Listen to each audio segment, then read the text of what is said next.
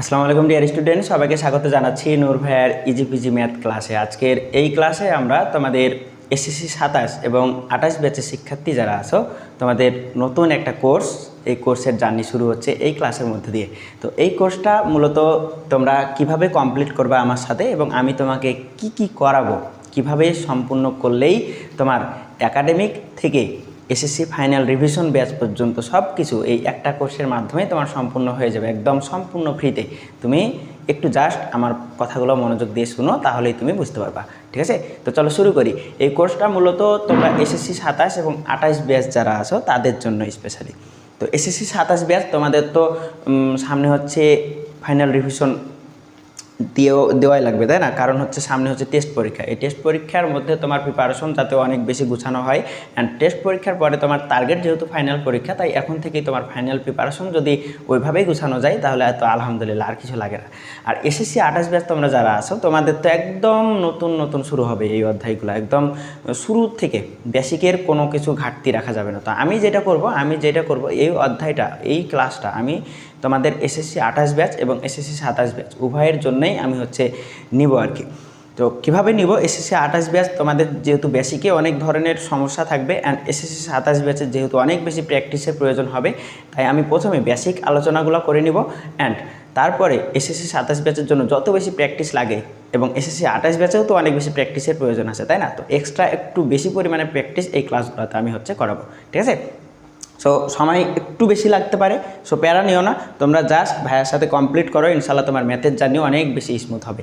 এবং তুমি একটা পেইড কোর্সে যতটা না প্রিমিয়াম আকারে তুমি ম্যাথটাকে গুছাইতে পারতা, তার চেয়ে বেশি পরিমাণে তুমি আমার সাথে ম্যাথকে গুছাই নিতে পারবা, এটা অন্তত শিওর থাকো। চোখ বন্ধ করে তুমি আমার সাথে জার্নিটা শেষ করতে পারো। ঠিক আছে, তো আমি ক্লাসগুলো কীভাবে নেব, আমি ক্লাসগুলো প্রতিনিয়ত তোমাদের ম্যাক্সিমাম ক্ষেত্রে রেকর্ডেড ভিডিও দেবো, কারণ আমি শেষ সময়ে তোমাদের সময়টা নষ্ট করতে চাচ্ছি না। অ্যান্ড রেকর্ডেড ভিডিও ছাড়াও, রেকর্ডেড ভিডিওর আমার পার্সোনালি আমারও একটা বেনিফিট আছে এই জায়গায়, কারণ আমি দিনের বেলা দেখা যায় যে অনেক বেশি ব্যস্ত থাকে, অ্যান্ড এই জায়গা থেকে আমি যেহেতু ব্যস্ততা, তাহলে আমি রাতে ছাড়া ক্লাসটা রেকর্ড করতে পারবো না। রাতের মধ্যে ক্লাস রেকর্ড করে আপলোড তোমার জন্য আমি দিয়ে দেবো, অ্যান্ড সকালের মধ্যে তুমি ক্লাস পেয়ে যাবা। সো এটার রুটিন একটা দিয়ে দেবো, ইনশাল্লাহ রুটিন অলরেডি বানানো আছে, আমি স্লাইডে রাখি নাই। সো নেক্সট ক্লাসে আমি তোমাকে রুটিন দেখাই দেবো, অথবা একটা ভিডিওর মাধ্যমে দেখাই দেবো। ওকে, এখন ক্লাস যেগুলো হবে সুন্দর মতো, তোমরা যারা ক্লাস 9-এর ছেলে পোলাপাইন আসো, তোমরা সুন্দর মতো খাতা কলম নিয়ে ভাইয়ের সাথে একটু নোট করবা। যা কিছু বলবো, যেভাবে বলবো, সব কিছু, কোনো কিছু বাদ দেওয়া যাবে না। ঠিক আছে, অ্যান্ড এসএসসি 27 ব্যাচের জন্য সেম কথা, কারণ তোমার ম্যাথের জার্নি যাতে ওইরকমই হয়। আমি শুধুমাত্র এসএসসি টার্গেট করে কোনো পোলাপাইনকে পড়াই না, আমি অফলাইনে যেটা করি অনলাইনেও সেম কাজটা করব। তোমার টার্গেট অন্তত এসএসসি হওয়া উচিত না। তো এইগুলো আমি ক্লাসের যে মিডিল পর্যায়ে যাব, বা ক্লাসের বিভিন্ন মোমেন্ট আমি তোমাকে গল্প করাই দেখবে অনেক সুন্দর করে মিষ্টি করে তোমাকে আমি ম্যাথ করাইতে দেখবে অনেক বেশি স্বপ্নবাজ করে ফেলছি। ঠিক আছে, তো এই জিনিসটা আমি তোমাকে করে দেবো। ঠিক আছে, ওকে, অন্যান্য টিচার থেকে এই জায়গাটা আমার দেখবা যে অনেকটা পার্থক্য তুমি আমার সাথে পাবা। ওকে, তো ক্লাসের ধরো আজকে লেকচার 1 সূচক ও লগারিদম 4.1-এর আজকে লেকচার 1, এবং কি থাকবে আমি একটু করে বলতেছি। তার আগে আমি বলে নেই যে ক্লাসের কোর্সটা কীভাবে আমাদের কমপ্লিট হবে, ম্যাথ কোর্সটা। সো আজকে যে ক্লাস তোমরা করবা, এই ক্লাসের লেকচার 1 কমপ্লিট হবে, তাই না? এই লেকচার 1 কমপ্লিট হয়ে আমরা কি করব, স্লাইড চলে যাব, একদম স্লাইডে প্র্যাকটিসে চলে যাব। সো এই লেকচার 1 কমপ্লিট করার পর একদম প্র্যাকটিসে গিয়ে প্র্যাকটিস যা থাকবে সব কিছু আমার সাথে কমপ্লিট করে ফেলবা। তো লেকচার 1 তোমার কমপ্লিট। এখন লেকচার 1 কমপ্লিট হয়ে গেলে নেক্সট দিন আমাদের লেকচার 2 হবে, তাই না? লেকচার 2 হবে। তো এই যে লেকচার 2 যেই দিন হবে আমি রুটিন দিয়ে দেবো, বুঝছো? তো লেকচার 2 যেই দিন হবে সেই দিন তোমার পরীক্ষা হবে। পরীক্ষাটা কিভাবে হবে আমি সব কিছু A to Z ডিটেলসে জানাই দেবো। ওকে, গ্রুপে একটা ভিডিও দিয়ে দেবো। তো পরীক্ষাটা হবে, এবং এই পরীক্ষার তোমার কোন দিন হবে, এই পরীক্ষাটা কিসের উপর ভিত্তি করে হবে? এই পরীক্ষাটা তোমার লেকচার 1-এর উপরেই হবে। মানে আমি তোমার প্র্যাকটিস করাই দেবো, সব ম্যাথ ধরে করাই দেবো, হোমওয়ার্ক থাকবে, সব হোমওয়ার্ক কমপ্লিট করে তুমি কেমন প্রিপারেশন নিছো, তুমি আমার সাথে কতটা তোমার জার্নিটা সফল করতেছো, এটা তো আমাকে চেক দিতে হবে। তো এই জিনিসটা চেক দেওয়ার জন্যে আমি যেটা করব, এই পরীক্ষাটা আমি তোমার নিব আগের লেকচারের উপরে। তাহলে আগের লেকচারের উপরে পরীক্ষা, দেন যখন পরীক্ষা কমপ্লিট হয়ে যাবে আমরা সেকেন্ড লেকচার ওই দিন শুরু করে দেব, ঠিক আছে। এবং প্রত্যেকটা লেকচারের ডিউরেশন ইনশাল্লাহ আমি চেষ্টা করব 1.5 ঘন্টার মধ্যে রাখার, 1.5 ঘন্টা মধ্যে রাখার, অর্থাৎ 1 ঘন্টা 30 মিনিট, 1 ঘন্টা 30 মিনিটের মধ্যেই আমাদের একটা করে লেকচার শেষ হয়ে যাবে, বুঝছো। তো চলো শুরু করি। আজকে আমরা একদম এরপরে পরীক্ষা কিন্তু অনেকগুলো হবে, আর একটু জাস্ট বলে নেই, আমাদের হচ্ছে লেকচার ওয়াইজ যখন পরীক্ষা হয়ে যাবে তারপরে হচ্ছে তোমার তো চ্যাপ্টারটা শেষ হবে, তাই না, ওই চ্যাপ্টার ফাইনালও পরীক্ষা হবে, বুঝছো। আবার তোমার হচ্ছে চ্যাপ্টার ফাইনালের আগে আমাদের তো 1 সপ্তাহ ধরে ক্লাস করব, ধরো 3টা লেকচার আমি 1 সপ্তাহে পাবো, ওই 3টা লেকচারের উপর আবার পরীক্ষা হবে। এভাবে আমাদের 1 মাসে যেটা 12টা লেকচার যদি হয়, ওই 12টা লেকচারের উপর আলাদা একটা পরীক্ষা হবে, ঠিক আছে। এরপরে ম্যাথ ধরো তোমার শেষ হয়ে গেছে, একদম জার্নি শেষ ভাইয়ের সাথে, তাহলে ওই সময় আমি তোমার মডেল টেস্টগুলোও নিয়ে নেব, ঠিক আছে। ওকে, তো এইটা সবচেয়ে বেশি বেনিফিটেড হবা এসএসসি 27 ব্যাচ, যাতে তোমার কোনো ধরনের কোনো প্রশ্ন না থাকে, তোমার কোনো ধরনের কোনো যাতে টেনশন না থাকে। একটা অধ্যায় যখন শেষ করবা তখন তোমার সব কিছু A to Z একদম ভাইয়ের সাথেই যেন শেষ হয়ে যায়। ওকে, এই জিনিসটা আমি তোমার একদম সুন্দর করে গুছাই দেবো, সব কিছু কমপ্লিট করে দেবো। ওকে, জাস্ট ভাইয়ের সাথে কী করতে হবে, তোমার সময় নিয়ে ক্লাসগুলো কমপ্লিট করে ফেলতে হবে, জাস্ট সময় নিয়ে ক্লাসগুলো কমপ্লিট করে ফেলবা, ঠিক আছে। জাস্ট মিষ্টি মিষ্টি পোলাপানের মতো সুন্দর সুন্দর যেভাবে বলবো সেইভাবে কথাগুলো একটু শুনবা, ওকে, তাহলে হয়ে যাবে, দেখবা একদম ইজি পিজি, একদম লাইফটাই ইজি পিজি হয়ে যাবে। ওকে, বারবার ডিস্টার্ব করতেছে এই চেয়ারটা। ওকে, দেখো আমরা শুরু করি। তো আজকে লেকচার 1 দিয়ে ফেলবা, বেসিক টু প্রিমিয়াম, যেভাবে লিখে রাখছি বেসিক টু প্রিমিয়াম FRMB 27, মানে ফাইনাল রিভিশন মাস্টার ব্যাচ 27 ব্যাচের জন্য, সবার জন্য আর কি। লেকচার কত, সূচক 4.1 লেকচার 1 এইভাবে তুলে ফেলবা। দেন হচ্ছে আমরা আজকে একদম শুরু করে দেবো। তো আমি হচ্ছে স্লাইডে চলে যাচ্ছি, কি কি করব আজকে আমরা সেটার উপরে। হ্যাঁ, ওকে, এটা ব্যাক নিতে হয়তো। ওকে, ডান। তাহলে আমরা একদম স্লাইডে চলে যাই, তাই না। স্লাইড, এই হচ্ছে আমাদের বুক। সূচক ও লগারিদম যারা একদম এসএসসি 27 ব্যাচ, একদমই যাদের একদমই কিচ্ছু বুঝো নাই, মাথার উপর দিয়ে গেছে, ভাইয়ের সাথে জাস্ট কন্টিনিউ করো, তোমার একটুও বোরিং লাগবে না, ঠিক আছে। আমি তোমাকে সব কিছু দেখাই দিব। তো সূচক ও লগারিদম, সূচক ও লগারিদমের আজকে আমাকে সূচক পার্টটা দেখতে হবে, লগারিদম পরে। ওকে, সূচক পার্টটা আমি কিভাবে দেখব, অ্যান্ড প্রথমেই আসি আমাদের সূচক কাকে বলে, সূচক কাকে বলে এই জিনিসটা তোমরা জাস্ট আমি ভাইয়া যেভাবে করাচ্ছি নোট করে ফেলো। সূচক লিখে ফেলো, সূচক। সূচককে অনেকগুলো নামে রাখা হয়, হ্যাঁ, কী কী নাম, তোমার সূচককে বলা হয় তোমার প্রথমত পাওয়ার, প্রথমত পাওয়ার, এরপরে তোমাকে বলা হয় ঘাত, তোমাকে বলা হয় ঘাত, এরপরে তোমার বলা হয় কি ইন্ডেক্স, ইন্ডেক্স, এরপরে তোমার আর কি বলা হয় বলো তো, সূচক, পাওয়ার, সূচক নিজেই একটা সূচক, সূচক, পাওয়ার, ঘাত, ইন্ডেক্স, আর হচ্ছে মাত্রা, আর হচ্ছে মাত্রা। পদার্থবিজ্ঞান প্রথম পত্র যদি পড়ে থাকো, পদার্থবিজ্ঞান যদি প্রথম অধ্যায় পড়ে থাকো তাহলে মাত্রা জিনিসটা অলরেডি বুঝো। তো কিন্তু আমি মাত্রার সমীকরণটা নিয়ে আসার জন্য আমি মাত্রার সংজ্ঞাটা একদম বেসিক থেকে শুরু করতেছি। হ্যাঁ, কোনো ভৌত রাশিকে লিখে রাখো যে মাত্রা বা সূচক কাকে বলে, কোনো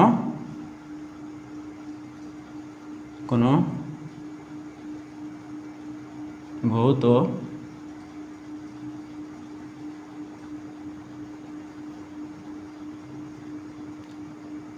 রাশিকে লিখছ, কোনো ভৌত রাশিকে মৌলিক রাশিগুলোর ঘাতের মাধ্যমে, কোনো ভৌত রাশিকে মৌলিক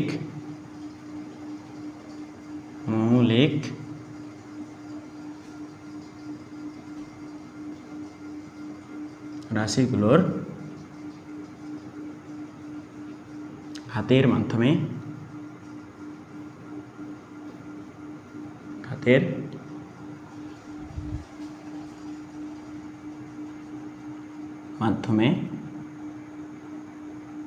ঘাতের মাধ্যমে প্রকাশ করাকে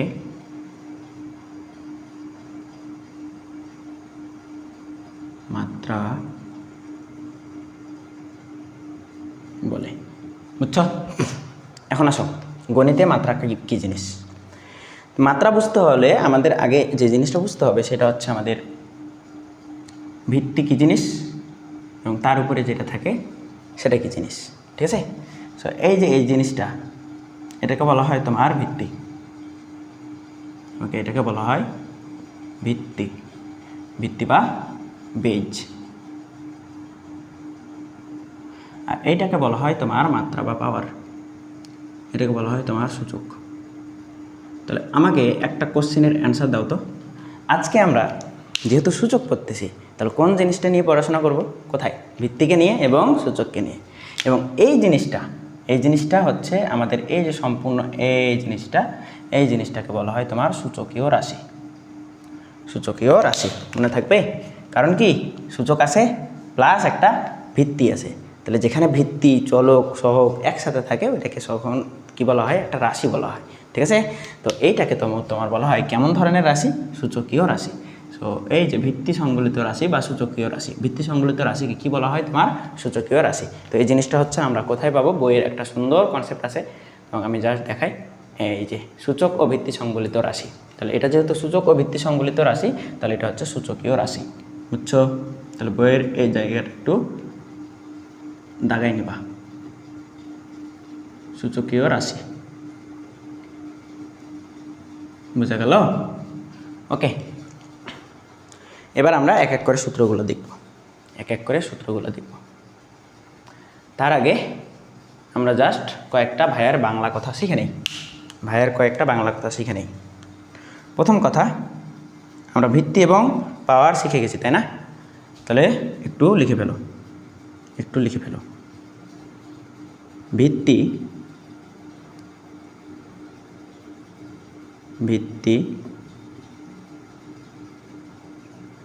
আমি সব কিছু বুঝাচ্ছি। ভিত্তি একই হলে গুণের সময়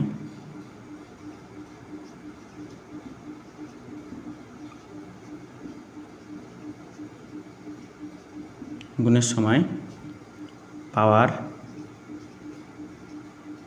মানে কি বলো তো? সূচক। পাওয়ার যোগ হয়, ঠিক আছে? পাওয়ার যোগ হয়। এখন উল্টা কথাটা লিখবা। তাহলে ভাগের সময় কি হবে বলো তো? ভাগের সময়, তাহলে ভিত্তি একই হলে ভাগের সময়, তাহলে এখানে জাস্ট পরিবর্তন করলাম, ভাগের সময় পাওয়ার এখানে জাস্ট পরিবর্তন হবে, তাহলে এখানে হয়ে যাবে বিয়োগ হয়, বুঝছো? তাহলে এই দুইটা কথা একটু মনে রাখতে হবে, আলাদা করে মনে রাখতে হবে। এটা হচ্ছে গুণের সময়, পাওয়ার কি হবে? যোগ হবে। আর এটা কি ভাইয়া? ভাগের সময় পাওয়ার কি হবে? বিয়োগ হবে। ঠিক আছে? তাহলে আসো আমি তোমাকে কয়েকটা জিনিস শেখাই এবার, সুন্দর কনসেপ্ট, সুন্দর। এবার তুমি জাস্ট আমার কথার সাথে জাস্ট কয়েকটা অ্যান্সার দিবা। প্রথমত ধরো আমি আরেকটা জিনিস লিখে রাখো, একটু কষ্ট করে।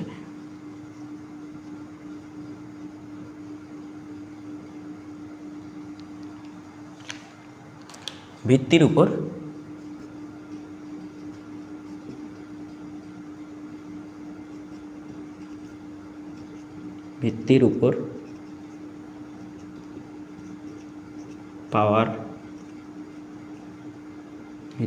পাওয়ার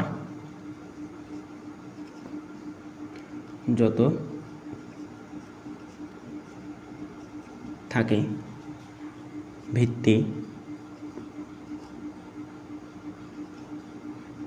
ততবার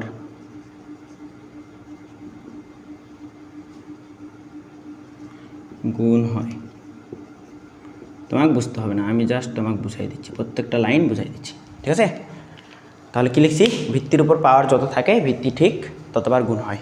ওকে, তাহলে আসো ধরো আমি তোমাকে বললাম প্রথম কথা, এটা হচ্ছে তোমার ভিত্তি, ধরো এটা তোমার ভিত্তি। তাহলে ভিত্তির উপর পাওয়ার ধরো কিচ্ছু নেই, 1 আছে। ভিত্তির উপর পাওয়ার কিচ্ছু নেই মানে 1 আছে। তাহলে ভিত্তি কতবার গুণ হবে? ভিত্তি একবারও গুণ হচ্ছে না, কারণ একবার গুণ করাও যা না করাও তা। তো ধরো ভিত্তির উপর পাওয়ার 2 আছে, তো তাহলে ভিত্তি কতবার গুণ করতে হবে? ভিত্তির উপর পাওয়ার যত থাকবে ভিত্তি ঠিক ততবার গুণ হবে। পাওয়ার কত? পাওয়ার হচ্ছে 2। তাহলে ভিত্তি কতবার গুণ হবে? এই ভিত্তি একবার গুণ, এই ভিত্তি আরও একবার গুণ। তাহলে এই যে একবার ভিত্তি, একবার ভিত্তি, 2বার ভিত্তি। ঠিক আছে, বোঝা নাই? ওকে, আসো। তাহলে ধরো আমি ভিত্তিকে 3বার গুণ কিউব দিলাম ভিত্তির উপর। তাহলে ভিত্তি কতবার গুণ হবে? ভিত্তি ঠিক ততবারই গুণ হবে তার পাওয়ার যত থাকে। তাহলে পাওয়ার যত থাকবে ভিত্তি ঠিক ততবারই গুণ হবে। তাহলে পাওয়ার আছে 3, তাহলে ভিত্তি কতবার গুণ হবে বলো? 1, 2, এবার 3। বুঝছো কথা? এবার তাহলে ভিত্তি ধরো ভিত্তি হচ্ছে পাওয়ার আছে 4, তাহলে ভিত্তি কতবার গুণ হবে? ভিত্তি কতবার গুণ হবে বলো? তাহলে 1, 2, 3, এই হচ্ছে 4, এই 4। ওকে, এখন আমি তোমাকে কিন্তু উল্টা কথাটা বলি। উল্টা কথাটা কি? যে ধরো ভিত্তিগুলো যতবার গুণ আসে পাওয়ার ঠিক তত হবে, তাই না? তাহলে ভিত্তিগুলো যতবার গুণ থাকে পাওয়ার ঠিক তত হবে। এটার মানে কি? এটার মানে হচ্ছে, দেখো, এটার মানে ভিত্তির উপর পাওয়ার কত আছে? কিছু নেই মানে 1, কিছু নেই মানে 1। তাহলে গুণের সময় পাওয়ারগুলো যোগ করতে হয়। দেখো, গুণের সময় পাওয়ার যোগ করতে হয়। ঠিক আছে? তাহলে এই যে এই কথাটার উপর ভিত্তি করে আমরা প্রত্যেকটা পাওয়ার যদি যোগ করি, দেখো তো এখন গুণের সময় 1, 2, 3, তাহলে তিনটা ভিত্তি গুণ অবস্থায় আছে। তাহলে পাওয়ার কিছু নেই মানে 1, পাওয়ার কিছু নেই মানে 1, পাওয়ার কিছু নেই মানে 1। তাহলে 3টা পাওয়ার কটা? সবগুলা ভিত্তি থেকে একটা নিবা। এবার 3টা পাওয়ার 1 যোগ 1 যোগ 1। ঠিক আছে? এটা কীভাবে আসলো? এটা ওভাবেই আসছে, 1 যোগ 1 সমান তুমি কী পাবা বলো তো? সমান তুমি a স্কোয়ার পেয়ে গেছো এখানে। তাহলে এটা সমান কী পাবা? a কিউব পাবা। ঠিক আছে? এবার ধরো ভিত্তি আমি গুণ করলাম a power a dot dot dot dot dot. ধরো ভিত্তিকে আমি গুণ করলাম কত সংখ্যক? m সংখ্যক। ভিত্তিকে আমি গুণ করলাম m সংখ্যক। তাহলে ভিত্তি যতবার গুণ হবে পাওয়ার ঠিক ততবারই বসবে। তাহলে ভিত্তি গুণ হয়েছে কতবার? কি দেখে বুঝবো? এর উপর মাথার উপর কি আছে? যেটা আছে সেটা সংখ্যকই ভিত্তি গুণ হয়, তাই না? দেখো, তাহলে ভিত্তির উপর পাওয়ার যত থাকে, পাওয়ারটা যত থাকে ভিত্তি ঠিক ততবারই গুণ হবেই।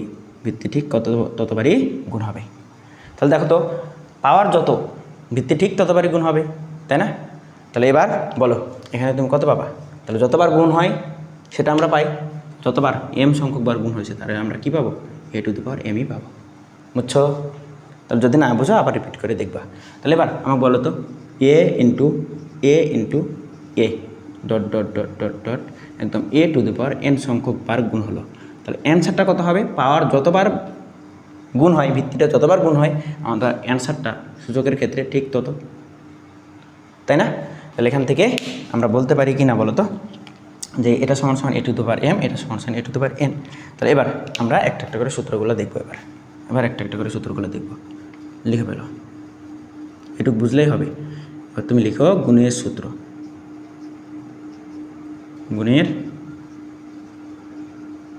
সূত্র। ঠিক আছে? তাহলে এবার কী করবা বলো? তুমি আমাকে বলো। তাহলে ধরো m সংখ্যকবার কোথাও একটা ভিত্তি গুণ হয়েছে, ঠিক আছে, এবং আরও একটা ভিত্তি n সংখ্যকবার গুণ হয়েছে। ভিত্তি দেখো তো একই, ভিত্তি কি একই, দেখো তো এটাও a, এটাও a, এটাও a। তাহলে ভিত্তি যদি একই হয়, ভিত্তি একই হলে গুণের সময় পাওয়ার কী করতে হবে? যোগ করতে হবে। গুণের সময় পাওয়ার যোগ করতে হবে। তাহলে সবগুলা ভিত্তি থেকে একটা ভিত্তি নেবা, তাহলে m প্লাস হচ্ছে n, তাই কি না? কারণ এটা ভিত্তি, তাহলে পাওয়ারগুলো কী হচ্ছে? গুণের সময় যোগ হচ্ছে। ঠিক আছে? ওকে, ডান।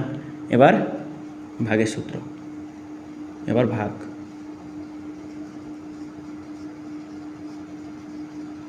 ভাগের সূত্র। তাহলে বলো কি হবে? ভাগ কিভাবে থাকে ভাই? a⁴m ভাগ এভাবে একটা থাকতে পারে a⁴n, অথবা তোমার কীভাবে থাকতে পারে? অথবা a⁴m ডিভাইডেড বাই a⁴n, যেটা তোমাদের বইয়ে দেওয়া আছে। তাহলে এটা সমান আমি কী লিখবো বলো তো? দেখো তো, ভিত্তি একই হলে ভাগের সময় পাওয়ার কী হবে? বিয়োগ হবে। ভাগের সময় পাওয়ার বিয়োগ হবে। তাহলে সবগুলা ভিত্তি থেকে একটা ভিত্তি নাও, তাহলে এখান থেকে আমার বিয়োগ করতে হবে কোনটা? m - N. কারণ কি, ভাগের সময় ভিত্তি একই হলে ভাগের সময় পাওয়ারগুলো বিয়োগ করতে হয়। তো পাওয়ার বিয়োগ হয়েছে, ঠিক আছে। সো এখানে একটা কন্ডিশন আছে। কন্ডিশনগুলো কি? কন্ডিশনটা অনেক ইম্পর্টেন্ট। এখানে অবশ্যই তোমাকে এখানে অবশ্যই কী করতে হবে বলো তো? এখানে অবশ্যই তোমার এটা অবশ্যই এলিমেন্ট অফ আর হবে, ঠিক আছে। এবং তোমার এখান থেকে আরও একটা জিনিস মনে রাখা দরকার, সেটা হচ্ছে কি এম, এন, এবং এটা হবে তোমার, এইগুলো হবে স্বাভাবিক সংখ্যা থেকে, ঠিক আছে। তো এই জিনিসটা একটু মনে রাখবা, এই জিনিসগুলোর জন্য এটা হচ্ছে সত্য, বুঝা গেছে। এবং এটা কিসের জন্য সত্য? এটা সত্য তোমার হচ্ছে এ টু দি পাওয়ার, এটা সত্য তোমার হচ্ছে এম এর পাওয়ার বড় অথবা সমান, এটার জন্য। এবং আরও একটা সূত্র আমাদের এই জায়গায় আছে, সেটা হচ্ছে আমরা এটা সমান সমান আরও একটা সূত্র লিখতে পারি। সেটা কি? সেটা হচ্ছে 1 divided by a to the power n minus m. যখন সত্যটা কি বলো তো? সত্যটা হচ্ছে তোমার এনটা বড় হবে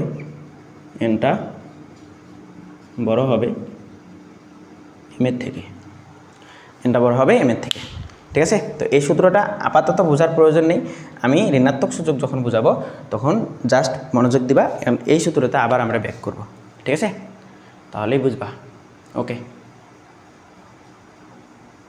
তাহলে এবার গুণফলের ঘাতের সূত্র দেখব আমরা। গুণফলের ঘাত, এবার সূত্র দাও গুণফলের ঘাত।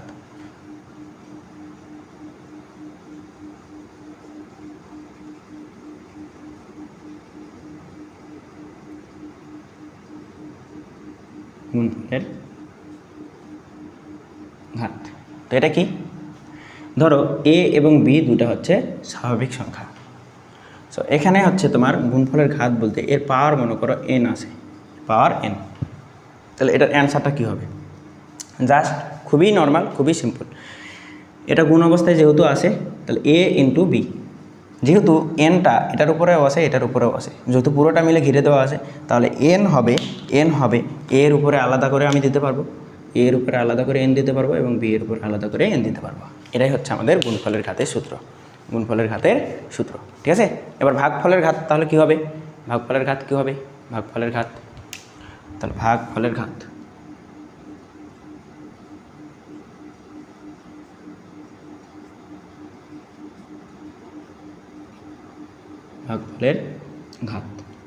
সমান কী লিখবো তাহলে?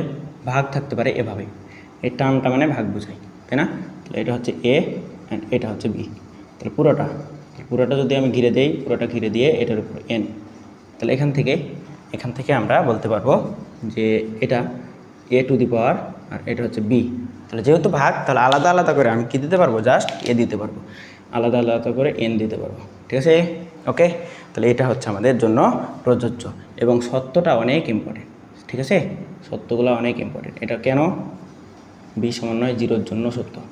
কারণ কি, যখন তুমি কি কোনো কিছুকে জিরো দিয়ে ভাগ করবা তখন ওটা ইনফিনিটি হয়ে যায়। এটা কি তোমরা জানো যে কোনো কিছুকে ধরো একে তুমি জিরো দিয়ে ভাগ করবা, তাহলে এটা সমান তোমার অসংজ্ঞায়িত। ক্যালকুলেটারে দেখবা ম্যাথ এরর আসবে, ঠিক আছে। যে কোনো সংখ্যাকে জিরো দিয়ে ভাগ করা যায় না, এটা আপাতত এসএসসি সিলেবাসে।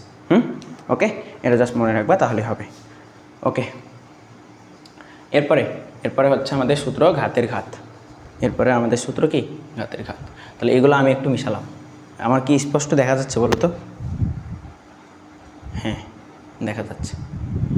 তাহলে এরপরে ঘাতের ঘাত। সূত্রগুলো বুঝে গেলে তোমার ম্যাথ কোনো কিছুই আটকাবে না, ঠিক আছে। সূত্রগুলো ভালো করে মনোযোগ দাও, যেভাবে করাচ্ছি সেটা সেইভাবে বুঝো, তাহলেই হবে, বুঝছো। অ্যান্ড প্রত্যেকটার একটা করে প্র্যাকটিস দিয়ে দেই, তাহলে ভালো হবে, ঠিক আছে। এক্সাম্পল আমি হচ্ছে, আচ্ছা আপাতত মনে রাখো, ঠিক আছে। ওকে, আপাতত মনে রাখো।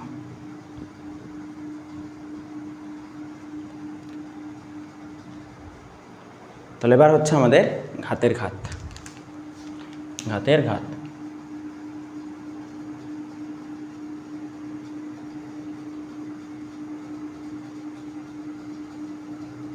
ঘাতের ঘাত। সো এটা কীভাবে হবে, আমাদের ধরো কোনো একটা রাশি এ এবং তার উপর পাওয়ার হচ্ছে এম, তাহলে এটা এখানে পাওয়ার আছে আবার এন, তাহলে এটা আমরা কি লিখতে পারবো, এটা আমরা লিখতে পারবো a to the power m into n, মানে এটা পরস্পর গুণ আকারে থাকবে, ঠিক আছে। এই কারণে এটাকে বলা হয় ঘাতের ঘাত।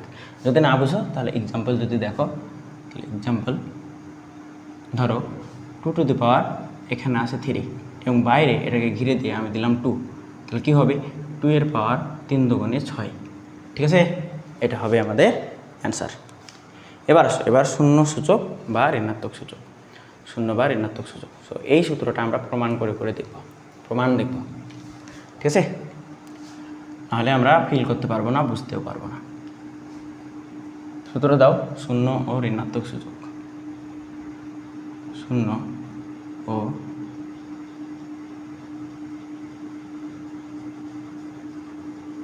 ঋণাত্মক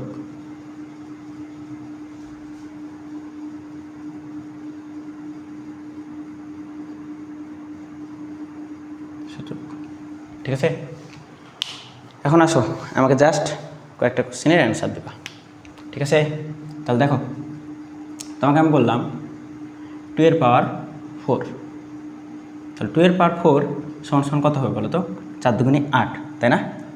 এই ভুলটা তোমরা করো, কিন্তু এই ভুল করা যাবে না, কারণ আমি তোমাকে সূত্র শিখাইছি না, দেখো ভিত্তির উপর পাওয়ার যত থাকবে ভিত্তি ঠিক ততবার গুণ হবে, আমরা একটু আগে যেটা দেখলাম। তাহলে এটা অ্যাপ্লাই করো, ভিত্তির উপর পাওয়ার ধরো কি আছে, পাওয়ার আছে 4, তাহলে দেখো ভিত্তি, এটা কি ভিত্তি, এটা কি পাওয়ার, তাহলে ভিত্তির উপর পাওয়ার কত আছে ভাই, ভিত্তি 2, ভিত্তির উপর পাওয়ার আছে 4, তাহলে 2 কতবার গুণ হবে, 4 বার, তাহলে 2 ইন্টু 2 ইন্টু 2 ইন্টু 2, এইটা রাইট, ঠিক আছে। তুমি যেটা 4 দুগুণে 8 ভাবতেছো ওই জিনিসটা ঠিক না, ঠিক আছে। তাহলে এটা এভাবে মনে রাখবা। তাহলে এবার গুণ করো, 2 দুগুণে 4, 4 দুগুণে 8, 8 দুগুণে 16, তাহলে এটা হচ্ছে 16 হবে অ্যান্সার। বুঝা গেছে। এই জিনিস যেন বারবার ভুল না করো, তাহলে এটা ভুল করা যাবে না, একদম এটা মাথায় সেট করে ফেলো যে ভিত্তি যতবার থাকবে পাওয়ার ঠিক ততবারই গুণ হবে, তাহলে এটা কত 16, ঠিক আছে। ওকে, তাহলে এখান থেকে আমি কি লিখতে পারবো, ধরো আমি তোমাকে বললাম যে 2 এর পাওয়ার ধরো 3 নিলাম, 2 এর পাওয়ার 3, এটা কত হবে তাহলে 2 দুগুণে 4, 4 দুগুণে 8, কারণ 2 3 বার গুণ হবে, ঠিক আছে, তোমরা করবা, তাহলে এটা হবে 8। এবার এই ঘটনাটা একটু জাস্ট প্যাটার্নটা খুঁজো, দেখো পাওয়ারটা ছিল 4, পাওয়ার 4 থেকে হয়ে গেছে 3, পাওয়ার কত কমছে, বলো, পাওয়ার কত কমছে, পাওয়ার 1 কমলে জাস্ট লিখো, পাওয়ার 1 কমলে কি হচ্ছে ঘটনাটা, পরবর্তীটা কীরকম পরিবর্তন হচ্ছে দেখো তো, পরবর্তীটা পাওয়ারটা যখন 1 কমে যাচ্ছে 16 থেকে 8 হয়ে যাচ্ছে, 16 থেকে 8। আচ্ছা ধরো আসলে কি পরেরটা মিলে কি মিলে না দেখি, আমরা চিন্তা করি, ভাবতে দেখি। তাহলে 2 এর পাওয়ার স্কোয়ার, ঠিক আছে। তাহলে এখান থেকে আমাদের এটার অ্যান্সারটা কত হবে বলতে, অ্যাকচুয়াল অ্যান্সারটা হচ্ছে 4। তাহলে দেখো তো পাওয়ার তোমার 3 ছিল, তোমার 3, পাওয়ার কত ছিল 3 ছিল, এবার 8 হয়ে গেছে 4, মিলাতে কি পারতেছো বলো, কি হচ্ছে, পাওয়ার যখন 1 কমতেছে তখন এটা 16টা 2 দিয়ে ভাগ হলো, তখন 8 হলো, আবার পাওয়ার যখন 1 কমে গেল 3 থেকে 8 ছিল, তখন হয়ে গেলো 4, তাহলে 8 2 দিয়ে ভাগ হলো, তাহলে মনে রাখবা পাওয়ার যদি 1 করে কমে যায়, পাওয়ার 1 কমলে ভিত্তি দ্বারা ভাগ হয়, একটি ভিত্তি দ্বারা ভাগ হয়, পাওয়ার যত কমবে তত ভিত্তি দিয়ে ভাগ হবে, পাওয়ার যত কমবে পাওয়ার যত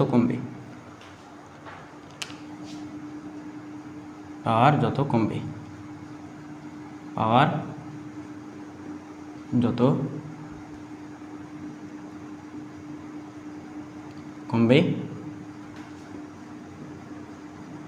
ততটাই ভিত্তি দিয়ে ভাগ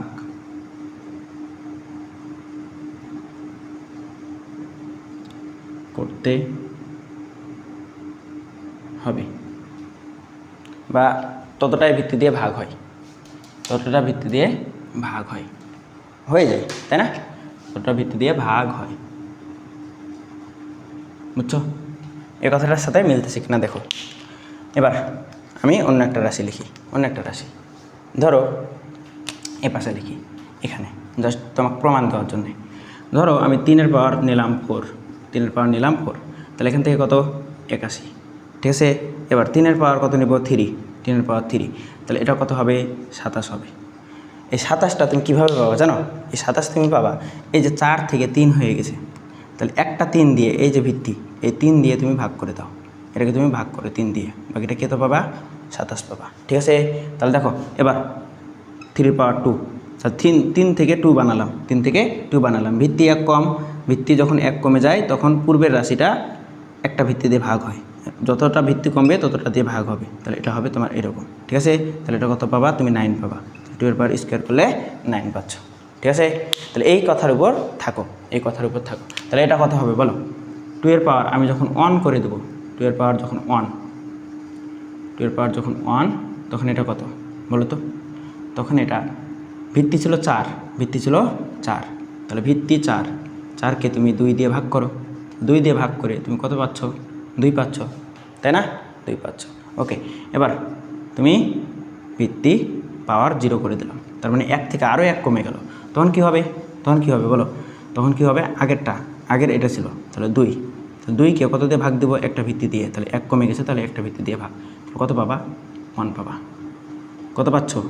1 পাচ্ছ। দেখো এই যে আমরা 1 পাইলাম, এটাই হচ্ছে আমাদের ঋণাত্মক সূচকের সূত্র।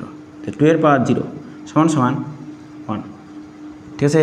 সমান সমান 1। আমি যদি 2কে চেঞ্জ করে আমি কোনো একটা ভিত্তি দিয়ে দিই, যে কোনো একটা ভিত্তি, তাহলে দেখো তো যে কোনো ভিত্তিকে ওই ভিত্তির একটা পাওয়ার কমাই দিলে ওই ভিত্তিটা দিয়ে ভাগ হচ্ছে, ওই ভিত্তিটিতে ভাগ হচ্ছে, ওই ভিত্তি দিয়ে ভাগ হচ্ছে, তাহলে এ সংখ্যক যদি ভিত্তি হয়, তাহলে এ সংখ্যক যদি ভিত্তি হয়, তাহলে এ সংখ্যক ভিত্তির যদি আমি পাওয়ার কমাতে কমাতে নিয়ে আসি, এ সংখ্যক ভিত্তির পাওয়ার যদি আমি কমাতে কমাতে নিয়ে আসি, তাহলে আলটিমেট আমি এ সংখ্যক কী পাবো? এ সংখ্যকের ক্ষেত্রেও 1 পাবো, ঠিক আছে? তাহলে এই যে এই সত্যটা আমাদের একটা ঋণাত্মক সূত্র এক্সিস্ট করে, ঠিক আছে? ঋণাত্মক সূত্র মেনটেন করে। সো এটা হচ্ছে কখন মানবে? আমাদের এটার একটা শর্ত আছে, শর্তটা কি? শর্ত হচ্ছে এ নট ইকাল টু 0 হতে হবে, এ নট ইকাল টু 0 হতে হবে। এখন এ নট ইকাল টু 0 কেন হয়? এ নট ইকাল টু 0 কেন হয়? কারণ তুমি 0-র পাওয়ার 0 দিলে তুমি কী পাবা? আলটিমেট 0 পাবা, ভিত্তিটা ভ্যানিশ হয়ে যাচ্ছে, ভিত্তিটা আলটিমেট 1 পাবা। আসলে এটা হচ্ছে মেনটেন করে না, এটা 0 নেওয়া যাবে না, ঠিক আছে? এটার প্রমাণ আমি একদিন দেখাবো, ঠিক আছে? এটা জাস্ট মনে রাখো যে শূন্য সূচক, আমাদের শূন্য সূচক, শূন্য সূচক, শূন্য সূচক, শূন্য সূচকের ক্ষেত্রে a টু দি পাওয়ার 0 সমান সমান 1, কখন?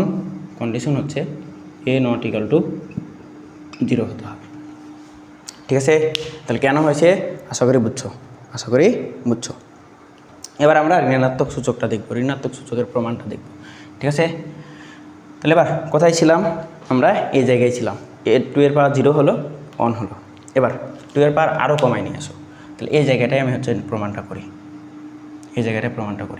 তাহলে 2 এর পাওয়ার আমি 0 থেকে, এবার 2 এর পাওয়ার 0 ছিল, 0 সমান সমান আমি 1 লিখতে পারতেছিলাম, তাই না? এবার 2 এর পাওয়ার আরও 1 কমালাম, তার মানে 0 থেকে আমি যদি আরও 1 কমাই দিই 0 থেকে, তাহলে -1 হবে, তাই না? তাহলে 0 থেকে -1, তার মানে আলটিমেট এটা -1, আলটিমেট -1। তাহলে এখান থেকে আমি কী লিখতে পারবো বলো তো?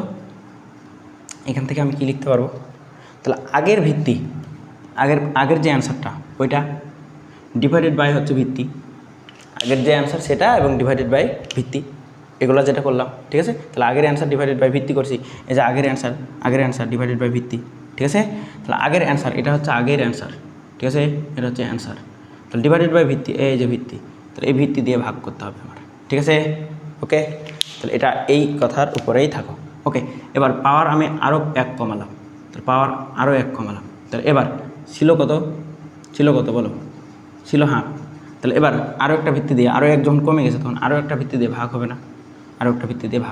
তাহলে এটা সমান সমান আমরা কী লিখতে পারি বলো? এটা সমান সমান আমরা লিখতে পারি 1 ডিভাইডেড বাই 4, 1 ডিভাইডেড বাই কি 4, ঠিক আছে।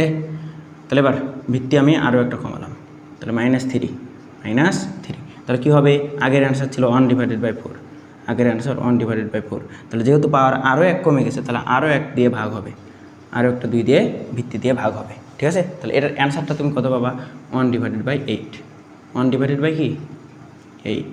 এবার ভালো মতো মনোযোগ দাও, ভালো মতো মনোযোগ দাও, অ্যান্ড হচ্ছে আমার অ্যান্সার দিবা। এখানে 2-এর পাওয়ার কিচ্ছু নেই, 2-এর পাওয়ার কিচ্ছু নেই, তার মানে কত আছে, 1 আছে, তাই না। 2-এর পাওয়ার কিচ্ছু নেই মানে এটা আবার 21 ভাবো না, এটা আবার 21 ভাবো না, এটা হচ্ছে 2-এর পাওয়ার কিচ্ছু নেই মানে এটা হচ্ছে পাওয়ার কত, 1 আছে, পাওয়ার 1। ঠিক আছে, এবার আমাকে বলো এটা সমান সমান আমি কি এইভাবে লিখতে পারি, এটা সমান সমান আমি কি এটা লিখতে পারি, 2-এর পাওয়ার 2-এর একটা পাওয়ার দিব।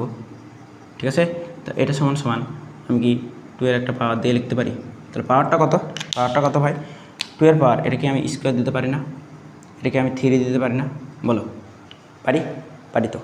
এখন একদম কুল, একদম মনোযোগ দাও, এটা শেষ সূত্র, হ্যাঁ অতটা বোরিং লাগায়ও না, জাস্ট জিনিসটা বুঝো, আমি তোমাকে যেটা বুঝাচ্ছি সেটা বুঝো। সূত্রগুলো অনেক বেশি ভালো বুঝলে ম্যাথগুলো তোমার অনেক সোজা হবে, সহজ হবে, এই কারণে বারবার বুঝাইতেছি। তাহলে দেখো ভালো মতো বুঝো, পাওয়ার যখন ছিল -1, এখানে ভিত্তির এখানে যখন -1, তখন রেজাল্টে আমি কী পেলাম, +1। দেখো পাওয়ার যখন ছিল এখানে -2, এখানে যখন ছিল -2, তখন রেজাল্টে গিয়ে আমি পাচ্ছি +2। দেখো সব কিছু সেম কিন্তু। তাহলে এখানে পাওয়ারটা ছিল মাইনাস, কিন্তু রেজাল্টে গিয়ে কী হচ্ছে, এটা হচ্ছে প্লাস, তাহলে সব ক্ষেত্রে দেখো 1টা কিন্তু একই আছে, 1 কিন্তু একই। তাহলে আমি ঋণাত্মক সূচকের সূত্রটাকে আমি এভাবে লিখতে পারি না, ঋণাত্মক সূচক, যে ধরো আমি হচ্ছে ভিত্তি কমাইতে আমি হচ্ছে a সংখ্যক বার ভিত্তি কমালাম, a সংখ্যক বার ভিত্তি কমালাম এবং ভিত্তিটাকে a বানালাম, আমি n সংখ্যক বার ভিত্তি কমালাম।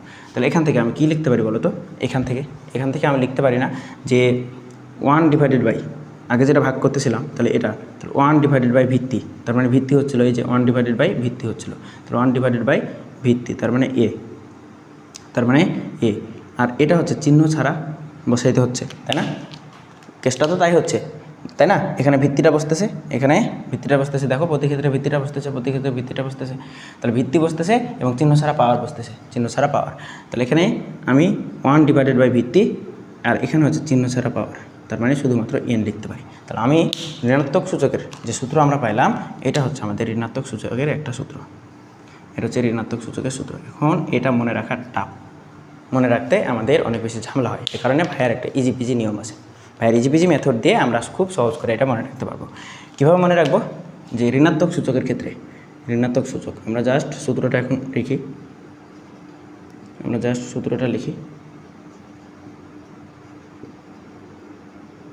ঋণাত্মক সূচক,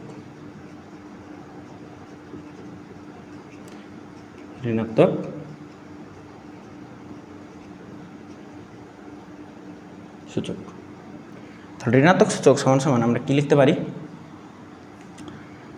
a two the power -n,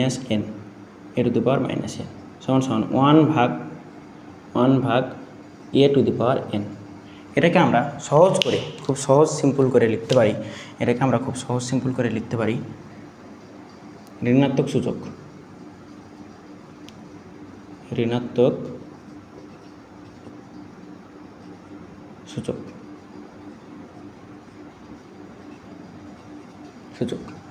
এখানে কি হচ্ছে, ভিত্তি, তোমার আমি বাংলা ফরম্যাটে যদি সূত্রটা লিখতে চাই তাহলে এখানে হচ্ছে তোমার ভিত্তি, তাই না। ভিত্তির উপরে মাইনাস কি থাকতেছে, মাইনাস একটা পাওয়ার, তাহলে ভিত্তির উপরে মাইনাস পাওয়ার, তাই না। তাহলে এখান থেকে আমি কি লিখতে পারবো বলো তো, তাহলে এখান থেকে আমি লিখতে পারবো না। তাহলে ঋণাত্মক সূচকের ক্ষেত্রে কি হচ্ছে, 1 ভাগ হচ্ছে, তাহলে 1 ভাগ হবে প্রথমত 1 ভাগ হবে, তাই না। তারপরে এই যে ভিত্তিটা রিপিট হচ্ছে, এই ভিত্তি এই জায়গায় গেছে, তাহলে এখানে আমি লিখতে পারি ভিত্তি,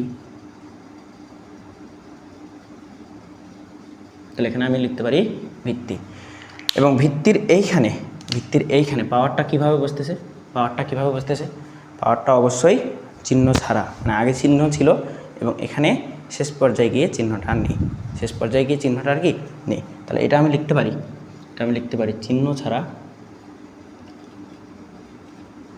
চিহ্ন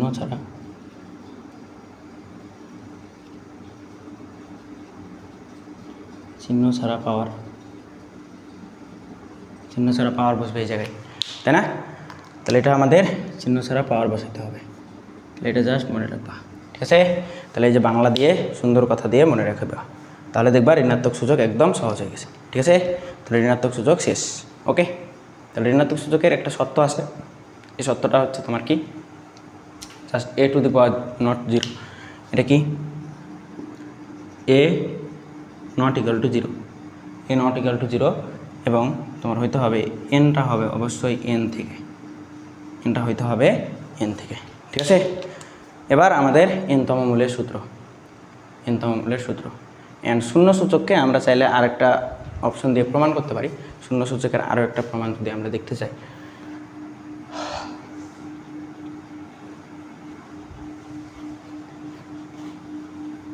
দেখো,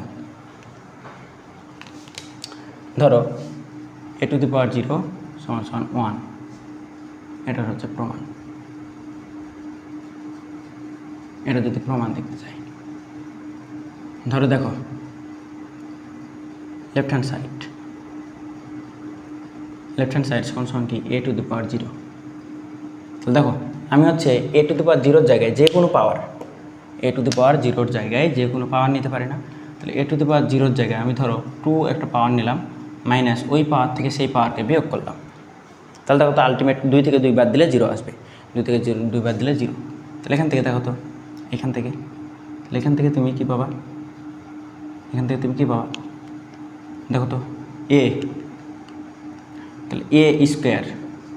তাহলে দেখো উল্টা ঘটনা বুঝো, উল্টা ঘটনা মানে কি, এটা হচ্ছে a স্কোয়ার, তাই না?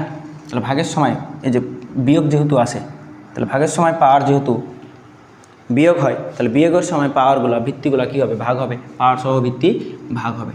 তাহলে বিয়োগের সময় পাওয়ার সহ ভিত্তি, তাহলে পাওয়ার সহ ভিত্তি বুঝালাম, তাহলে পাওয়ার সহ ভিত্তি ডিভাইডেড বাই বিয়োগের সময় পাওয়ার সহ ভিত্তি কী হবে, ভাগ হবে। তাহলে এটা কাটাকাটি, এটা কাটাকাটি গিয়ে এখানে অ্যান্সার কত পাবা, 1 পাবা, ঠিক আছে? তাহলে এটা সমান সমান কি তোমার রাইট হ্যান্ড সাইড। তুমি চাইলে এভাবেই প্রমাণ করতে পারো। এগুলো কি পরীক্ষা আসবে না ভাইয়া? পরীক্ষা আসবে না, তোমাকে জিনিসটা বুঝতে হবে। তুমি যখন ঢাকা ভার্সিটি বুয়েট পরীক্ষা দিবা তখন এই জিনিসগুলো তোমার অনেক কাজে দিবে, জাস্ট এই প্রসিডিওরগুলো, ঠিক আছে? প্রমাণ করে পড়ানো, কোনো একটা জিনিস যখন পড়বা তখন বুঝে পড়বা, তাহলে দেখবা ওই জিনিসটা ফিল করতে পারবা। তাছাড়া তুমি যদি গ্যাপ দিয়ে পড়ো তাহলে আর শিখতে পারবা না, ঠিক আছে? তাহলে ওকে, এবার ঋণাত্মক সূচক শেষ। এবার এনতম মূল, নতুন একটা সূত্র দাও, এনতম মূল।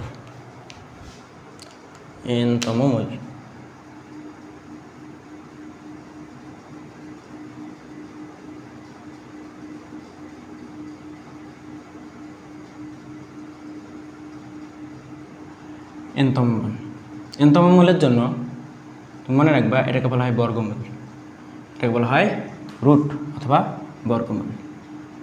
এটা হচ্ছে তোমার রুট অথবা বর্গমূল, এটার নাম কি, রুট অথবা বর্গ, ঠিক আছে? এইটার মান আছে একটা নির্দিষ্ট মান আছে, এবং এই নির্দিষ্ট মানটা কত, হাফ। নির্দিষ্ট মানটা হচ্ছে তোমার হাফ, ঠিক আছে? ঠিক আছে কিনা বলো? ঠিক আছে। এবার এটা সমান সমান তুমি লিখতে পারবা, কি, এটা সমান সমান তুমি এভাবে লিখতে পারবা, এখানে রুট যে 2টা তুমি দেখতে পাচ্ছ, এই 2টা হচ্ছে এই জায়গায় উজ্জ্ব থাকে, এই জায়গাটায় উজ্জ্ব থাকে, এই যে এখানের মাথার উপরে, ঠিক আছে? তো এটা সমান সমান তুমি এরকম করেও লিখতে পারবা, এবং এখানে ভিত্তিটা হচ্ছে তোমার মনে করো 1, ঠিক আছে?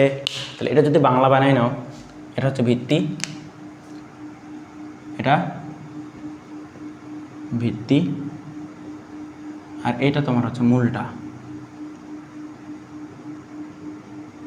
এটা মূল, তাহলে দেখো মূল যেটা থাকে তাহলে এটা সমান সমান তুমি লিখতে পারবা, আবার এটা সমান সমান তুমি লিখতে পারবা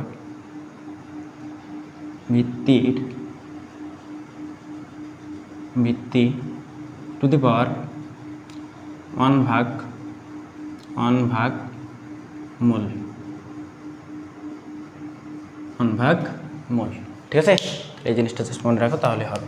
তাহলে আসো, তুমি ধরো কিচ্ছু বোঝো না, আমি তোমাকে বোঝাচ্ছি। তো লিখো এবার এক এক করে রুট। ধরো আমি তোমাকে বললাম রুট, এখানে আমি মূল দিলাম ধরো 3 এবং ভিত্তি দিলাম 4, ঠিক আছে। তাহলে কী করতে হবে ভাই, ভিত্তি নিতে হবে আগে। তাহলে ভিত্তি কত, ভিত্তি হচ্ছে তোমার 4, ভিত্তি 4, তাহলে ভিত্তি হচ্ছে 4। তাহলে পাওয়ার আকারে কী হবে, পাওয়ার 1/মূল বসবে, 1/মূল বসবে। তাহলে এটা হচ্ছে মূল, তাহলে 1/মূল। ঠিক আছে। তাহলে এবার মনে করো তোমাকে আমি দিলাম এটা হচ্ছে 5 আর এটা হচ্ছে 7, ঠিক আছে। তাহলে এটা কত হবে বলো। তাহলে ভিত্তি প্রথমত লিখতে হবে, তাহলে ভিত্তি এবং ঘিরে দিয়ে পাওয়ার হবে, পাওয়ার আকারে বসবে 1/মূল, পাওয়ার আকারে বসবে 1/মূল। 1/মূল কত 5। এবার ভিত্তি ধরো 6, তাহলে এটা মনে করো মূলে মনে করো আমি বসাচ্ছি, এখানে বসাচ্ছি ধরো 2 এবং এখানে দিচ্ছি 7, পারবা না। তাহলে এটা হচ্ছে ভিত্তি, তাহলে ভিত্তি হবে ভিত্তি এবং এখানে তোমার মনে করো 1 হয়ে কী বসবে, 2 বসবে। আরও যদি প্র্যাকটিস করো, ধরো এখানে হচ্ছে 3 আর এখানে মনে করো কত দিলা, 8 দিলা। তাহলে ভিত্তি কত ভাই, ভিত্তি হচ্ছে তোমার 8 এবং পাওয়ার আকারে 1/মূল বসবে। ঠিক আছে, তাহলে এটা যেন মনে থাকে। ওকে, তাহলে এটার পরিবর্তে আমি যদি এরকম করে লিখি, আমি ধরো ভিত্তিটাকে নিয়ে আসলাম এ, এবং মূলটাকে দিলাম তোমার n। মূলটাকে কত দিলাম, মূলটাকে তোমার দিলাম n, মূলটাকে n সংখ্যক দিলাম n। এবার কনসেপ্টটা কী ছিল বলো, কনসেপ্টটা কী ছিল, কনসেপ্ট ছিল ভিত্তি নিতে হবে আগে। তাহলে ভিত্তিটা নিলাম, এবার কী করতে হবে,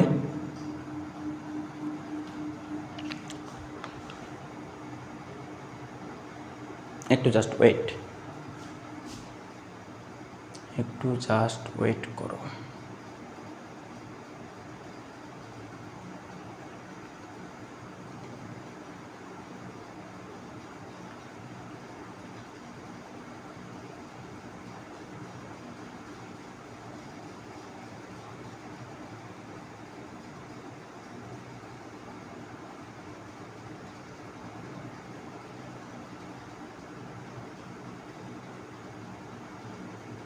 হ্যাঁ ঠিকই আছে, ওকে ঠিকই আছে।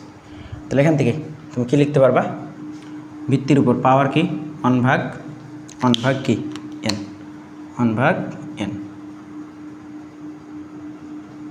তাহলে এটা হচ্ছে আমাদের ভিত্তি আকারে থাকবে, পাওয়ার থাকবে n।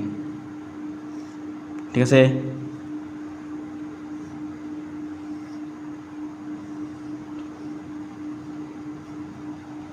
ঠিক আছে। এটা হচ্ছে n তম মূলের সূত্র। তাহলে এটা আমি পেয়ে গেলাম, এটা হচ্ছে n তম মূল, আগে লিখছিলাম তাই না। তাহলে n তম মূলের সূত্র জাস্ট মনে রাখবা। ঠিক আছে, এটা অনেক ইম্পর্টেন্ট, ভিত্তি টু দি পাওয়ার 1/মূল, ভিত্তি টু দি পাওয়ার 1/মূল। শেষ, আমাদের সূত্র শেষ। অনেক বেশি টাইম নিয়ে ফেলছি। এবার আমরা এক এক করে ম্যাথগুলো সলভ করবো। আরও 2টা সূত্র আছে, আমাদের কন্ডিশন আছে, এই 2টা কন্ডিশন থেকে আমাদের হচ্ছে MCQ আসে। সো কন্ডিশন 2টা লিখে দেই, দিয়ে আমরা এক এক করে ম্যাথ সলভ করবো। আজকে 1 থেকে 8 পর্যন্ত ম্যাথ সলভ করে ছুটি। ঠিক আছে, এবং 1.5 ঘন্টার মধ্যেই হয়ে যাবে ইনশাল্লাহ, 1.5 ঘন্টার মধ্যে হয়ে যাবে। তোমাদের 1.5 ঘন্টা সময় চাইছি না, এইটুক সময় তো দিতেই হবে ভাই। ঠিক আছে, তাহলে এবার প্রথম দিন বুঝো, পরের দিন ম্যাথ আঁকাবে, এমনিতেই আঁকাবে, জাস্ট প্যারা নিও না। তাহলে এবার কন্ডিশন, 2টা কন্ডিশন আছে।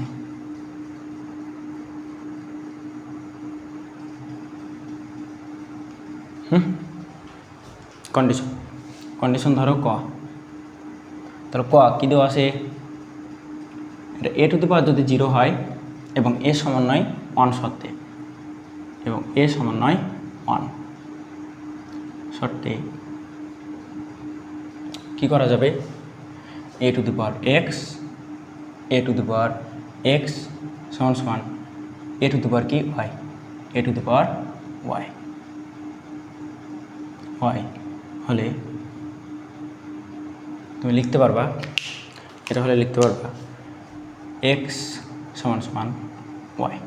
মানে যা শর্টকাটটা বলি তোমাকে, দুইটা সত্যের শর্টকাটটা বলি, যে দুটো একই রকম থাকবে সেই দুটো নিবা না, বাকিটা সমান সমান লিখবা, বাকি দুইটা সমান সমান লিখবা, কিন্তু কেটে দেওয়া যাবে না। আমি তোমাকে বুঝার সাথে কেটে দিচ্ছি, ঠিক আছে, বুঝার সাথে কেটে দিচ্ছি। ওকে, এবার খ নম্বর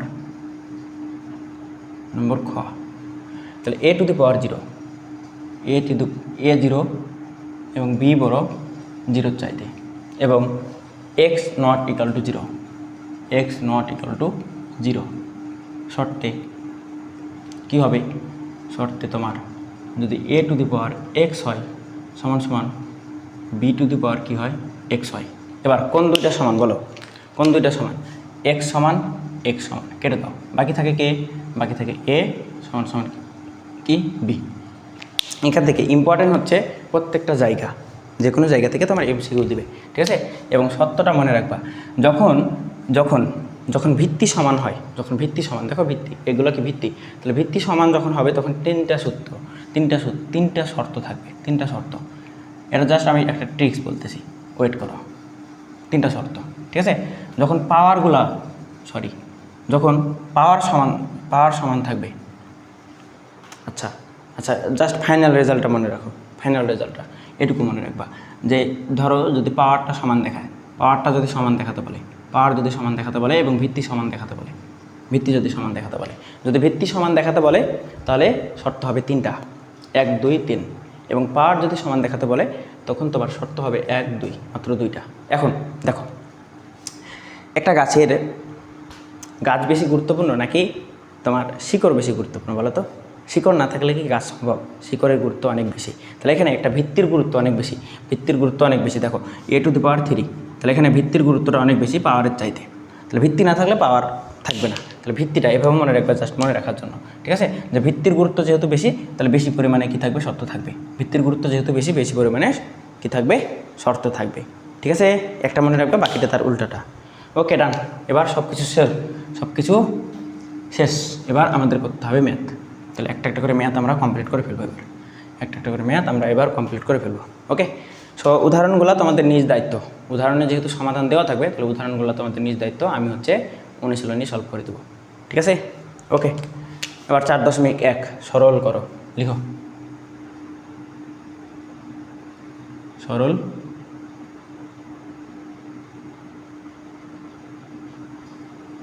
করো, বুঝে গেছে? এবার 1 নম্বর কী দেওয়া আছে বলো? নম্বর 1 অনেক সহজ ম্যাথ, জাস্ট ভাইয়ের সাথে লিখে ফেলো। 7 কিউব ইন্টু, এবার কত?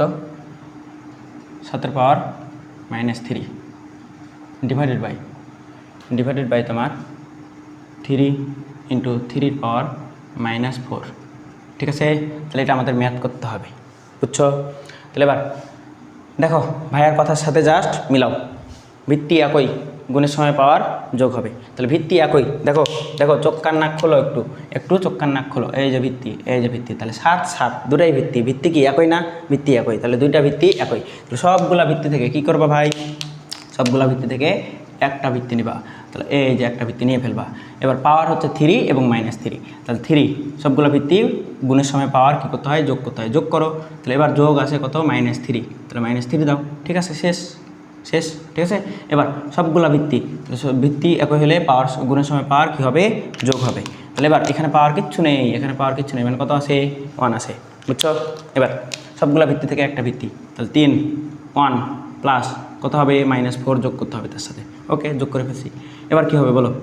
উপরে কী হবে? উপরে হচ্ছে আমাদের 7, তাহলে 7, এবার 3 থেকে প্লাস মাইনাসে মাইনাস, তাহলে মাইনাস কত? 3। যারা প্লাস মাইনাসে মাইনাস বুঝো না, তারা আমার হচ্ছে জাস্ট আমাকে একবার নক দিও, তাহলে হবে, সব কিছু বুঝাই দিও, হ্যাঁ। ওকে, এখানে সময় নষ্ট না করি, তাহলে 3, তাহলে এখান থেকে 1 যোগ, তাহলে এটা হচ্ছে মাইনাস কত পাবা? 3 পাবা, ঠিক আছে। মাইনাস কত পাবা? 3 পাবা। ওকে, এটা তো হচ্ছে 3 - 3 হবে, এটা হচ্ছে কত? 3 - 3, আর এখানে হচ্ছে আমরা হচ্ছে 1 - একটা লাইন বাড়াই, 1 - 4 1 - 4। তাহলে এখান থেকে উপরে কত হবে, উপরে হবে 3 - 3, তার মানে এটা হবে 0 ডিভাইডেড বাই 3 আর এটা কত -3। তাহলে এখান থেকে বলো কোনো কিছুর উপর পাওয়ার 0 শূন্য সূচক, তার মানে কি 1, মানে ওই ভিত্তি দিয়ে ভাগ করতে হয়, দেখছি আমরা কিন্তু। তাহলে কোনো কিছুর উপর পাওয়ার কমে যাচ্ছিলো, তাহলে ওই ভিত্তি দিয়ে ভাগ করছিলাম। তাহলে এটা হচ্ছে কত 1, তাই না, ডিভাইডেড বাই 3 ঋণাত্মক সূচক, দেখো ঋণাত্মক সূচক। তাহলে কী করতে হয়, 1 ভাগ হয়ে ভিত্তি বসে, 1 ভাগ হয়ে ভিত্তি, 1 ভাগ হয়ে কি ভিত্তি, এবং ভিত্তির উপর চিহ্ন ছাড়া পাওয়ার বসে, ভিত্তির উপর চিহ্ন ছাড়া পাওয়ার। ঠিক আছে, তাহলে এবার 1 এরকম যদি ম্যাথ পাও তাহলে কী করতে হয়, ভাগ থাকলে গুণ করতে হয়, এবং গুণ হলে নিচেরটা উপরে যায়। তাহলে নিচেরটা 3 ভিত্তির উপর পাওয়ার 3 আছে, তাহলে যার উপর ভিত্তির উপর পাওয়ার যত থাকবে ততবার গুণ হবে। তাহলে 3 গুণ 3 গুণ 3, তাহলে দেখবো গুণ করবা 27 আসবে, 27। ঠিক আছে, তাহলে এটা 27 ডিভাইডেড বাই কি 1, তাহলে 1 1 কাটাকাটি, তাহলে এখানে কত পাবা 27 হবে আমাদের অ্যান্সার। 27 কি অ্যান্সার, বুঝছো? তাহলে আমি আর সময় নষ্ট না করি, না বুঝলে টেনে টেনে দেখবা, আর আমি তো আসি, জাস্ট নক দিবা তাহলে হবে, যে ওই লাইনটা বুঝাই দেন আবার ভাইয়া। ওকে, জাস্ট নক দিবা তাহলে হবে। ওকে, তাহলে এবার 3 আছে, 3 থাক, সমস্যা নেই। তারপরে কত 7 পাওয়ার স্কোয়ার ইন্টু এটা কত √3, আর এটা হচ্ছে তোমার 7 ডিভাইডেড বাই কত √7, বুঝছো? তাহলে এখান থেকে কী হবে বলো, এবার আগে তুমি কি খাটাবা, n-তম মূল খাটাবা, n-তম মূল। তাহলে সূত্র যখন যেটা তখন সেটা অ্যাপ্লাই করবা, তাহলে হবে। এই যে n-তম মূল, তাহলে n-তম মূল 7 স্কোয়ার আছে, 7 স্কোয়ার থাক, 7 স্কোয়ার থাক, কারণ ভিত্তিগুলো একই রাখতে হবে। এটা আবার পণ্ডিতি করে 49 করো না, নাহলে ঝামেলা। কারণ কি ভিত্তি একই রাখতে হবে, ভিত্তি সবসময় একই, কারণ কন্ডিশন হচ্ছে ভিত্তি একই হতে হবে। ভিত্তি একই হলেই তুমি সূচক এবং সূচকের যোগ করতে পারবা, সূচকের বিয়োগ করতে পারবা। ঠিক আছে, ওকে। তাহলে এখান থেকে ইন্টু, আচ্ছা n-তম মূলটা খাটাই আগে।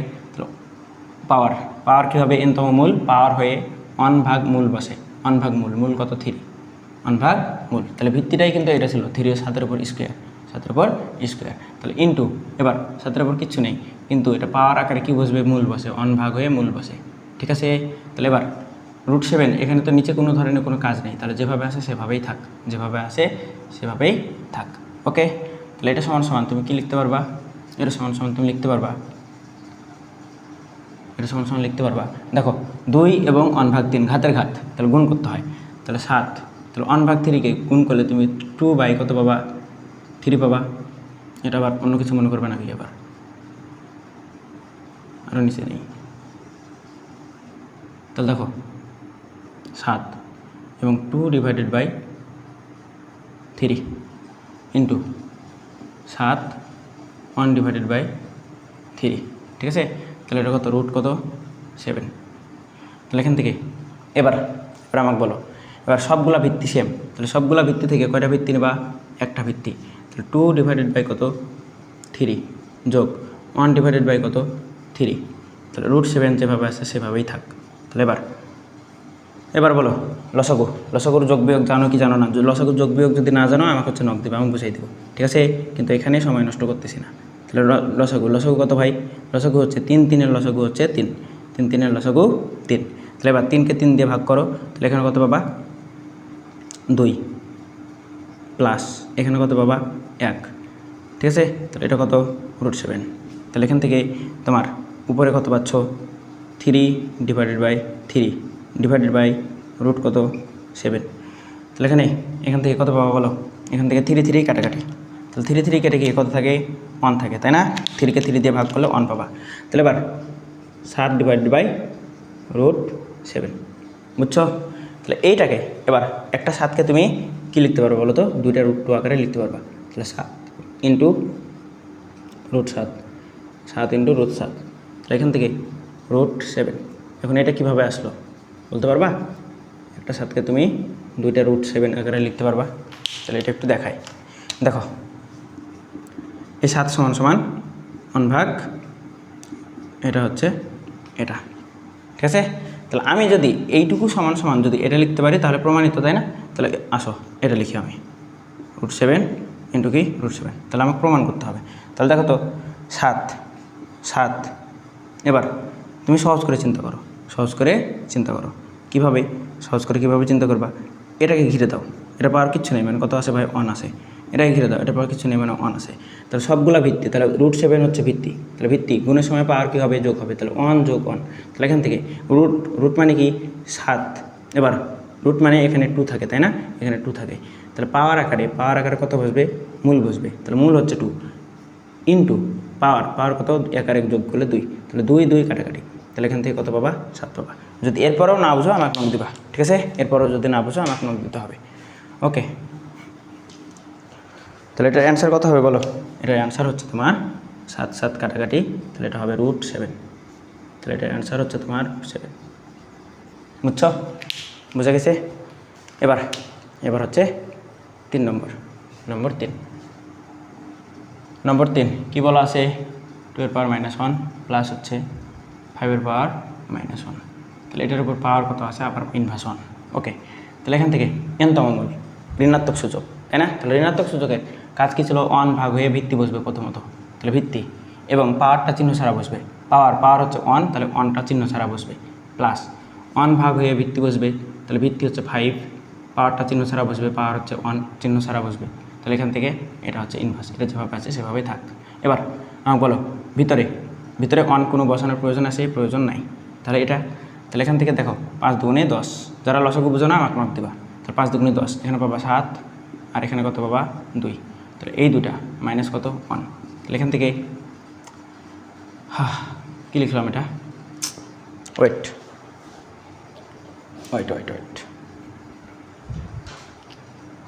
তাহলে এখানে লসাগু কত বলো, 5 দুগুণে 10, তাহলে এখানে কত পাবা 5 পাবা, এখানে 5 প্লাস এখানে কত পাবা 5 দুগুণে 10, তাহলে 2 পাবা। কারেন্ট চলে গেছে।